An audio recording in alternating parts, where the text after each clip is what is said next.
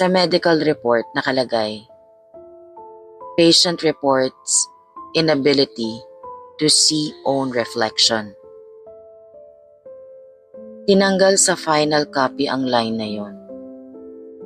Pagkaraan ng ilang buwan, bigla na lang siyang nag-withdraw sa school.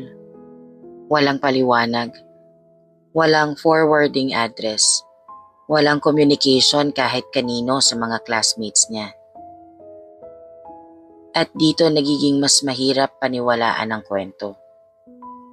Ayon sa IT logs ng university, may isang phone number na lumalabas tuwing February 14. Iba-iba ang format, iba-iba ang digits, pero parehong signal source.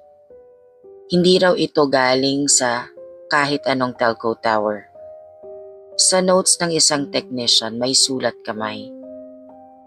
Parang galing ang signal sa loob ng campus. Pagkatapos ng 2019, biglang tumigil ang mga insidente. Walang bagong kaso, walang bagong report. Hanggang sa 2022, nang isang may bagong estudyante ang nag-post sa social media. May weird text akong nakuha kagabi, 11:59 p.m. Valentine's Day prank ba to? Ilang minuto lang ang lumipas, nabura ang post, at hindi na muling nag-online ang account na yon. May nag-print na lang sa uni papers namin after a week that she passed away at nakaburol somewhere. Hindi to na balita, walang article, walang press release, walang details. Pero kung tatanungin mo ang mga matagal nang naroon, sasabihin nila, walang nakakaalam kung sino ang gumagawa ng mga yon. Hindi sila sigurado kung tao o multo ba siya.